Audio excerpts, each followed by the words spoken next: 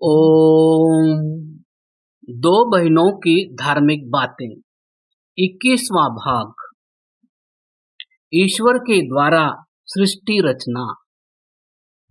यशोदा, आपने कहा है कि वह ईश्वर सृष्टि करता है जब उसके कार्य करने वाले हाथ पैर आदि अंग ही नहीं है तो वह किसी वस्तु की रचना कैसे कर सकता है। सुखदा, ऊपर बताया जा चुका है कि ईश्वर सर्वव्यापक है और सर्वशक्तिमान है। वह अपनी इच्छा मात्र से ही सृष्टि की रचना करता है। संसार में हम देखते हैं कि हाथ पैर आदि स्थूल अंगों के बिना बहुत से कार्य होते हैं। जैसे हम भोजन करते हैं, उस भोजन से रस, रक्त, मांस, अस्थि आदि 7 धातुएं बनती है। गर्भ में बालक का शरीर बनता है। ये सब कार्य बिना अंगों की सहायता से हो रहे हैं। इन सब का रचयिता वही ईश्वर है। वही ईश्वर बिना किसी अंगों की सहायता से संपूर्ण सृष्टि की इसी प्रकार रचना करता है। उस रचना में एक व्यवस्था है। व्यवस्था ही किसी व्यवस्थापक की सत्ता का ज्ञान कराती है।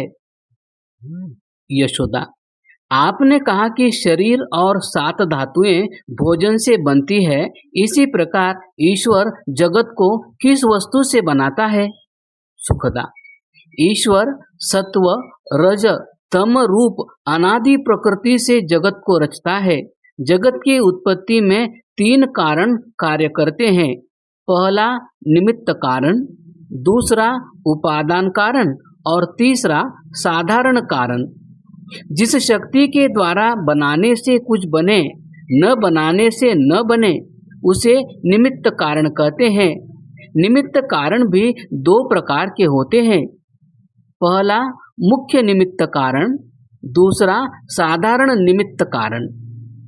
सृष्टि के मूल कारण सत्व, रज, तम रूप प्रकृति से जगत को बनाने, धारण करने और प्रलय करने वाला मुख्य निमित्त कारण ईश्वर है। ईश्वर के द्वारा रचित सृष्टि के पदार्थों को लेकर अनेकविध घड़ा, भवन, यंत्र, शस्त्रास्त्र आदि वस्तुएं बनाने वाला साधारण निमित्त कारण जीव है। इसके अंतर्गत मुख्यतः मनुष्य है और गौणतः बया, पक्षी, मकड़ी आदि अन्य जीव हैं। दूसरा उपादान कारण वह होता है जिससे अवस्थान्तर होकर कोई वस्तु बने या बिगड़े। जैसे सत्व, रज, तम रूप प्रकृति से और त्रिविधात्मक प्रकृति की वस्तुओं, परमाणु आदि से सृष्टि के पदार्थ बनते हैं। मूल प्रकृति और प्रकृतिजन्य पदार्थ ही उपादान कारण है। तीसरा साधारण कारण उसको कहते हैं जो बनाने में साधन रूप हो, जैसे हाथ, आंख, शक्ति, यंत्र, काल आदि। इन 3 कारणों के बिना कोई वस्तु नहीं बन सकती। जैसे घड़े को बनाने में कुम्हार निमित्त कारण, मिट्टी, जल उपादान कारण और चक्र, दंड, हाथ, ज्ञान, प्रकाश आदि साधारण कारण होते हैं।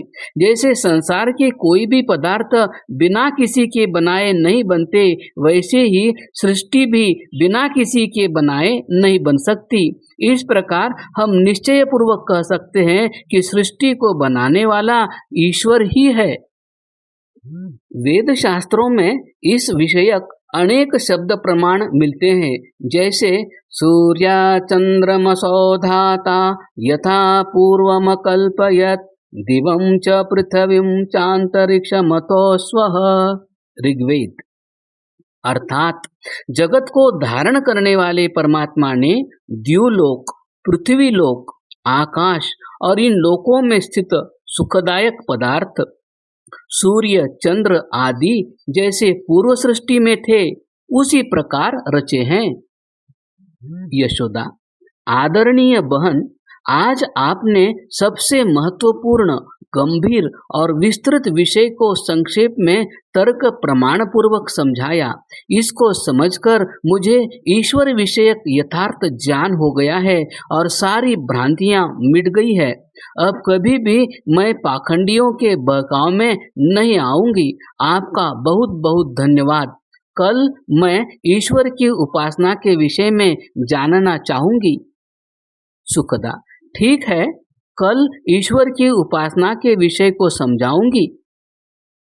दोनों नमस्ते शब्द से अभिवादन के साथ एक दूसरे से विदा होती है क्रमशः।